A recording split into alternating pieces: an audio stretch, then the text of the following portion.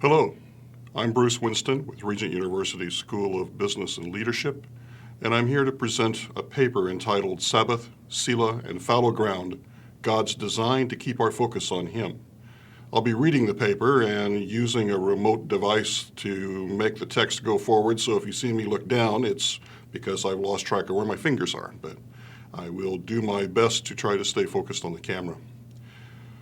When God conveyed the Ten Commandments to Moses on Mount Sinai in Exodus 20, verses 1 to 17, he established the fundamental values of Jewish culture. Later on, in Exodus chapters 21, 22, and 23, God provided a set of laws and rules that emerged from the Ten Commandments. There is a parallel in contemporary organizations as leaders convey the organization's values and emergent laws to the people. This is from Dixon, Smith, Crojan, and Earhart in 2001.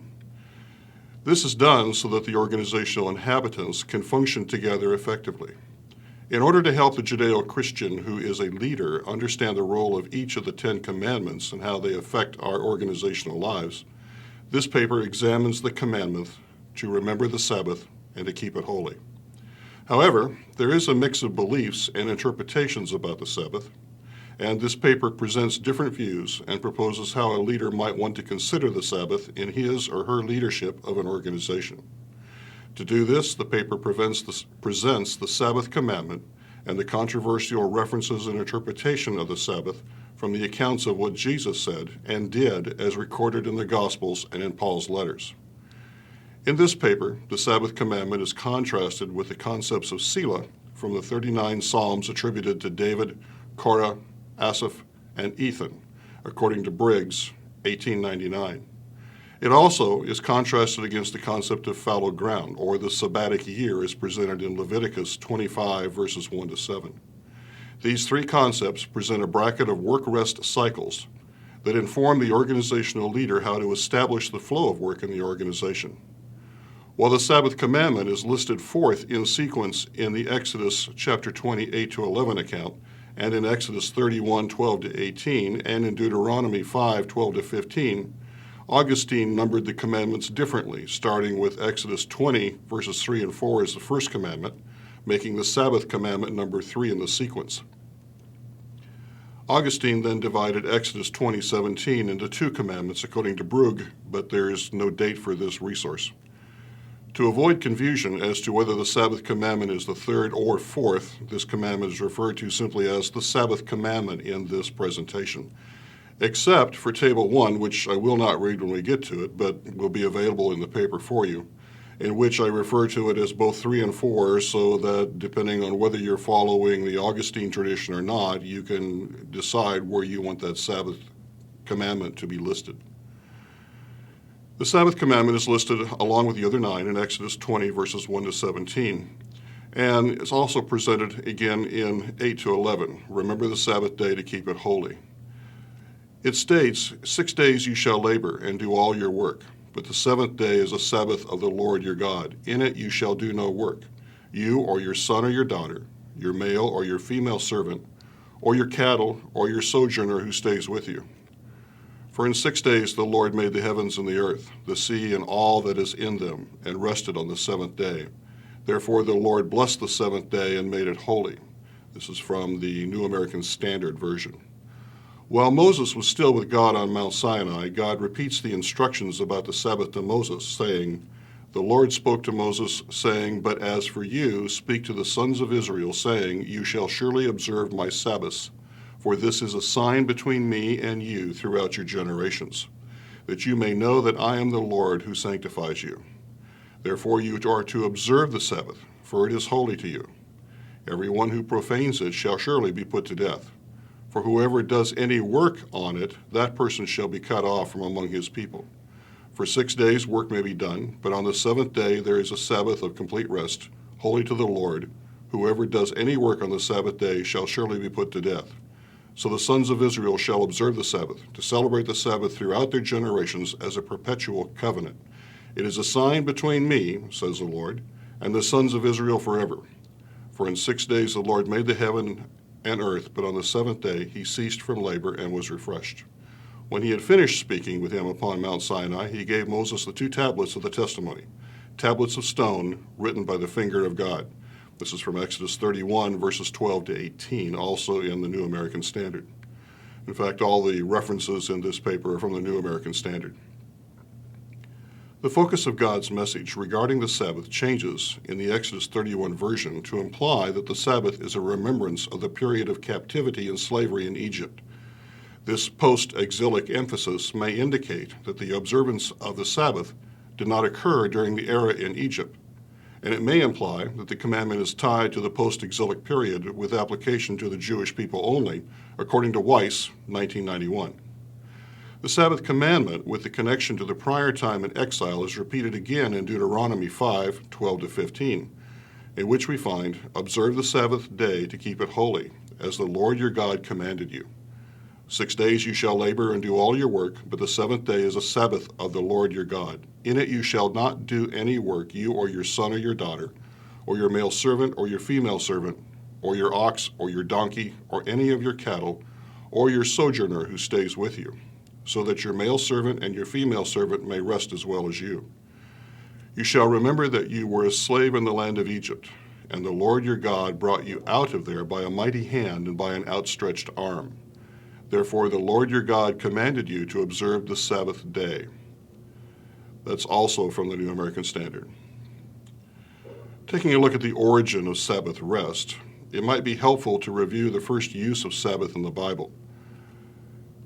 We find in the creation account, by the 7th day God completed his work which he had done, and he rested on the 7th day from all his work which he had done. Then God blessed the 7th day and sanctified it, because in it he rested from all of his work which God had created and made. This is from Genesis 2, verses 2 to 3.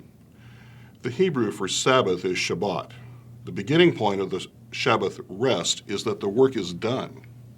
What is not clear in this passage is whether or not God blessed the 7th day as a period of time, equating to 1/7 of a time cycle, or whether God blessed the rest period at the end of the work cycle. It's also interesting to note that considerable time passes between creation and the first Shabbat, or Sabbath, and God's inclusion of the Sabbath as a commandment in Exodus 20. Let us look now at what is Sabbath. According to Heschel in 2005, he contends that Hebrew is more about time and events than space, and he states, I quote, "We must not forget that it is not a thing that lends significance to a moment. It is the moment that lends significance to things." This is from his book, the Kindle edition, and its location 207 in the Kindle tracking. Heschel goes on to say that the moment of rest that God refers to in Genesis 2:3, referred to as Kadosh in Hebrew, is related to God's divinity. As such, the role of the event rest, according to Heschel, is to understand the Kadosh that is God. Heschel points out that God did not create a holy place, but a holy event. Heschel sums up the focus of the Sabbath as, I quote, "It is a day on which we are called upon to share in what is eternal in time, to turn from the results of creation to the mystery of creation, from the world of creation to the creation of the world." And this would be located in the Kindle version at location 256. Taking a look at Psalm 92, it's referred to as a psalm for the Sabbath, and the first 2 verses give some guidance about the Sabbath. From Psalm 92, verses 1 and 2, we read, "It is good to give thanks to the Lord and to sing praises to your name, O Most High, to declare your loving kindness in the morning and your faithfulness by night." Heschel continues to build a case of what Sabbath is by positing that before one can enter a Sabbath, one must cease the toil and work of the normal work cycles.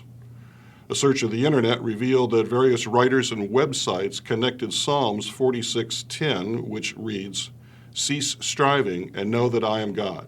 I will be exalted among the nations. I will be exalted in the earth." End quote. While there is nothing in Psalms 46 that ties to the Sabbath, it may be that Heschel is connecting the concept to cease striving, as the other authors have done in those references from the internet that I just referred to. Perhaps we cannot focus on the Kadosh that is God until we cease all of their activity.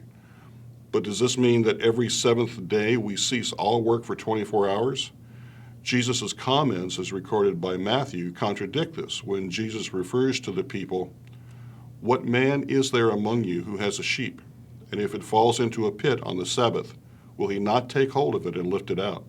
How much more valuable then is a man than a sheep? So then it's lawful to do good on the Sabbath." This is from Matthew 12, verses 11 and 12. The Greek we translate into good is kalo, meaning to do well, excellently, or honorable. All of this adds to the mystery of what the Sabbath is. To cease striving connotes a need to rest. Heschel refers to Aristotle's treatise of rest in Ethica Nicomacheia in the 6th book. This is taken from Erickson's material dated 1977, in which Aristotle describes rest as a necessary step, not as an end to itself, but as a preparation for the next cycle of work. This seems to have relevance to Jesus' statement, "The Sabbath was made for man, and not man for the Sabbath." This is from Mark 2:7. This shows a contrast about the role of man in Sabbath from Jesus' comment, "For the Son of Man is the Lord of the Sabbath," found in Matthew 12:8. This perhaps places Jesus above the law of the Sabbath, and perhaps we have some other mysteries with this.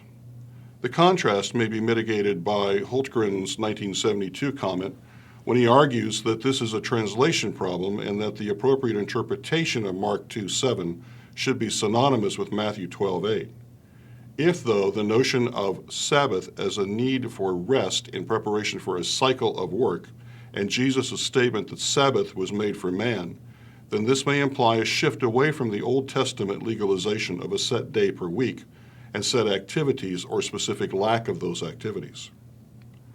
Rather, it may imply that there needs to be appropriate work-rest cycles, and that the rest cycle has a focus on the holiness, or the kadosh, that is God.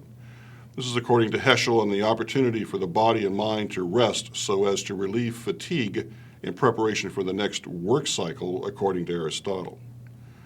Looking now at Sabbath in the New Testament. According to Oppenheimer from 2009, the Sabbath commandment is the only commandment not clearly articulated or reinforced in the New Testament. This is where some of the confusion and questions arise about whether or not the commandment to remember the Sabbath and keep it holy is applicable to Jews only or to everyone. Matthew 12, verses 1 to 21 shows Jesus gathering grain on the Sabbath as well as healing people. The Pharisees confront Jesus about the law of the Sabbath, but Jesus' answers imply a different interpretation. Either that Jesus is above the law of the Sabbath, or that the law is contextual to the behavior work performed, or that the law of the Sabbath has changed. Jesus answers the Pharisees by saying, "Have you not read what David did when he became hungry? He and his companions, how he entered the house of God, and they ate the consecrated bread, which was not lawful for him to eat, nor for those with him, but for the priests alone. Or have you not read in the law that on the Sabbath the priests in the temple break the Sabbath and are innocent?" And this is found in Matthew 12, verses 3 to 5. Matthew 12:8, we have Jesus saying, "For the Son of Man is Lord of the Sabbath. What man is there among you who has a sheep, and if it falls into a pit on the Sabbath, will he not take hold of it and lift it out? How much more valuable then is a man than a sheep? So that it is lawful to do good on the Sabbath." Matthew 12:11 to 12. This account is repeated in Mark 2:23-28, and again in Luke 6:1 to 7. While Luke 14:5 is similar to Matthew 12:8, John's account does not repeat the story of gathering grain, but does show Jesus healing on the Sabbath. And we find this in John chapter 5, verses 9 to 10, and again in John 9, verses 14 to 16. In both accounts, Jesus states that it's permissible to heal or make a person whole on the Sabbath.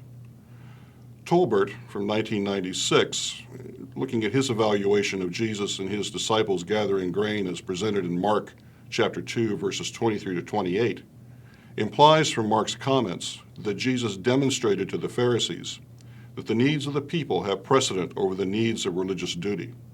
This is in extreme contrast to the discourse in Numbers 15, verses 32-41, in which God requires Moses to tell the people to stone the man who violated the Sabbath commandment for gathering wood. The New Testament does not present specific information as to no longer needing to follow the Sabbath commandment, but something has surely changed as we read Mark's account of Jesus' comments about the needs of the man outweighing the needs of the Sabbath commandment. Paul contributes to the possibility that the law of the Sabbath has changed, when in Colossians 2:16 he is quoted as saying, "Therefore no one is to act as your judge in regard to food or drink, or in respect to a festival or a new moon or a Sabbath day." And this is a quotation taken from Pres 2008. According to Pres 2008. The Sabbath referred to here is not the Sabbath of the Sabbath commandment, but the Sabbath associated with feasts and ceremonies as referred to in passages such as Leviticus 16 verses 29 to 31 regarding the Sabbath as part of the annual Day of Atonement. Yet the Greek word we translate as Sabbath, which is Sabbaton, is the same word used for the seventh day of the week, which refers to the Sabbath of the Sabbath commandment. Hence, we continue to add to the mystery of this. Paul's letter to the Hebrews in chapters 3 and 4 refers to God granting his Sabbath rest, which uses the same Greek word Sabbaton as we see in Colossians 2:16. The Hebrews 4 passage seems to refer to a different form of Sabbath, such as a special longer rest. This may be similar to what Pres in 2008 was referring to. Still, there is no text in the New Testament that reiterates the Sabbath commandment and applies it to the time after Jesus' birth. However, according to Oppenheimer 2009, all the other 9 commandments are repeated in the New Testament as shown in Table 1 of the paper. And I will not read the table, but will just let you look at it when you get to that paper. Regent in 2005 claims that the observance of the Sabbath is assumed in the New Testament. Regent supports his claim by citing verses such as Acts 1 to 12,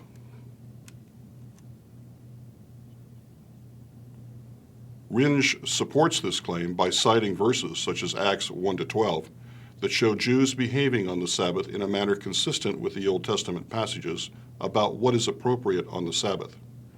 Of interest here in this current paper's exploration is that the Jews were acting as they believed they should, but Jesus' actions and words, along with the lack of a clear statement of the Sabbath commandment, as pointed out by Oppenheimer 2009, leaves open the notion that the Sabbath commandment may have changed. Let us look at the shift from Saturday to Sunday for the observance of the Christian Sabbath. Kaufman, 2008, comments that it's not clear when the change from Saturday Shabbat to Sunday observance occurred, but Bass, in 2005, claims that the shift from Saturday to Sunday occurred in 321 AD as directed by the Emperor Constantine, and thereafter referred to as the Lord's Day rather than the Sabbath. Oppenheimer in 2009 raises an interesting point that Constantine did not change the Sabbath, but rather mandated that Sunday, the first day of the week, be for worship and praise. Adding to this the concept from Bekker, 1915, that the day before the Sabbath was for preparation, we might see the progression as Friday, preparation, Saturday, Sabbath, and Sunday, worship. The notion of a day of preparation is confirmed in the Gospel of Luke, in chapter 23, verse 54, where we find it was the preparation day, and the Sabbath was about to begin. This has an interesting parallel to the week of Jesus' teaching, arrest, torture, crucifixion, and resurrection, in that it could be interpreted that Friday prepared for Saturday, and Sunday was a day of worship and praise. While it's beyond the scope of this paper, the parallel is worth further consideration and research. Let's look at the application of Sabbath to leadership. If a Sabbath rest is considered by God to be holy, kadosh, and set aside for rest, then leaders should observe it. What is not clear is the how and the when. If Jesus' statement about Sabbath being made for man is translated correctly, and actually implies that man determines what should be done and what should not be done on the Sabbath, then it's upon the leader to help shape the workflow of the organization so that people have time to observe a Sabbath. If God's words to the Jews about the Sabbath being a covenant between him and them, then the observance of the Sabbath may be different for Jews than Christians. The workflow referred to above does not necessitate a strict 6-day work cycle, but as Heschel in 2005 pointed out, all things are times rather than events. Thus, there should be a work-rest cycle that allows people to accomplish the work without becoming overly fatigued, and during the Sabbath rest time can be physically and emotionally renewed. This work cycle is similar to what Frederick Winslow Taylor, 1911, conveyed. Taylor considered those who did heavy manual labor, and he used the example of loading pig iron onto railroad cars, as having insufficient intelligence to devise their own work plan, thus requiring supervisors to determine work-rest cycles so that workers could recover from fatigue. My point of including this here is not to imply that all workers are not intelligent enough, but rather to focus on the need for the work-rest cycle, which he later determined to be tied to productivity. He applied this to both physical and mental work. Taylor, though, did not incorporate Kadash into the short Sabbath cycle.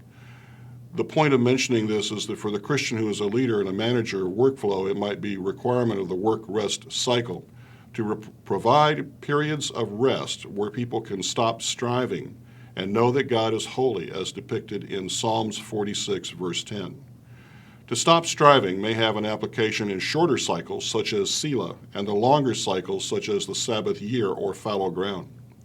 Organizational culture, according to Shine, 1983, is a collection of beliefs, assumptions, and guiding principles developed in an organization over time that guide the behaviors of people in the organization. This definition of culture then implies that a belief in Sabbath and how Sabbath can or should be observed would be inculcated into the culture of an organization. It may be as specific as observed in Chick-fil-A's not being open on Sunday. This was in a report from Wentland 2009, and you can find it on page 3. To a broad interpretation that would accommodate Jews, Seventh-day Adventists, and Sunday-observing Christians. From my own experience, I recall altering the work schedules of the commercial printing company I owned that allowed a Seventh-day Adventist to work overtime on Sunday rather than on Saturday. We needed to include the union in the discussion so that we were meeting its policies regarding Saturday overtime and Sunday double time payroll conditions in the union contract. The organizational culture of allowing time for worship and scheduling needed rest breaks fits well into Jesus' summation of the commandments into A, loving God, and B, loving your neighbor, as we find in Matthew chapter 22, verses 36 to 40. Now let's look now at Selah. Short rest cycles may be similar to the Hebrew concept of Selah that can be interpreted as pause and reflect, according to Howell, 2010. Other claims of meaning for Selah include always or everlasting by Snaith, 1952. It may mean amen or hallelujah, according to Norman, 1952, or it could be a musical rest, according to Briggs, 1899. Selah may be an opportunity to consider the meaning and impact of an event. Considering Selah as a shorter version of Sabbath may allow the leader of an organization to declare a short rest after an event, to consider and think about the event or the activities of the day. There's a paucity of written thought on the notion of Selah as a time to pause and reflect, and it may be an opportunity for the study of this as a part of organizational culture. Let's look now at fallow ground. The Lord then spoke to Moses at Mount Sinai, saying, speak to the sons of Israel, and say to them, when you come into the land which I shall give you, then the land shall have a Sabbath to the Lord. 6 years you shall sow your field, and 6 years you shall prune your vineyard, and gather in its crop. But during the 7th year the land shall have a Sabbath rest, a Sabbath to the Lord. You shall not sow your field, nor prune your vineyards. Your harvest aftergrowth you shall not reap, and your grapes of untrimmed vines you shall not gather. The land shall have a sabbatical year. This is found in Leviticus chapter 25, verses 1 to 5. The notion of a year-long Sabbath in agrarian terms is to let the fields go fallow, or in crop management it's crop rotation, according to Butt 2002, taken from page 82. The concept of fallow ground is not that there is no activity, but rather there is different activity. Both fallow ground and crop rotation seek to replenish the expended nutrients and to remove the herbaceous waste products. Fallow ground has the presumption that the herbaceous waste products are, in fact, nutrients for different plants, and that a natural process of seeding and growth occurs by plants seeking what that soil offers. For the contemporary organizational leader, the concept of fallow ground can be demonstrated by job rotation, in which employees use a different set of skills and abilities for a year and then return to the primary job assignment. This might also mean assignment of managers to a different location as an expatriate or to a local nonprofit as a form of community service. This is from Carr and Tang in 2005. The intent of the leader is to specifically select changes that help the employee rest and rejuvenate in preparation for another long work cycle. Benefits, according to Carr and Tang, 2005, include increased organizational commitment, higher levels of motivation, and reduced stress. For organizations that must perform 24 hours a day, every day of the year, it is possible to stagger Sabbath, Selah, and the Sabbath year so that everyone benefits from the rest, but the organization continues to operate. This seems equivalent to contemporary organizations staggering work shifts, days off, and vacations. In conclusion, this paper presented the scripture and explanations of Sabbath along with the debate of whether or not the Sabbath was only a covenant between God and the Jews, or whether the commandment is for all people, or if Jesus' statements alter the commandment. The concept of Sabbath was also contrasted with the shorter time concept of Selah and the longer time concept of fallow ground. The definitions of the Sabbath day seem to imply an event in which a person's focus is taken off of the tasks at hand and to cease striving so that one might focus on the Kadosh that is God. The focus of the shorter Selah is on the reflection of what was just said or accomplished, while the focus of the longer Sabbath year is on deeper rejuvenation. The role of the leader in contemporary organizations is to arrange the work-rest cycles that optimize the time at work and the time with God, while creating opportunities for people to pause and reflect, as well as arrange job rotation or sabbaticals to help people reach deeper levels of rejuvenation, motivation, and organizational commitment. Thank you for your attention.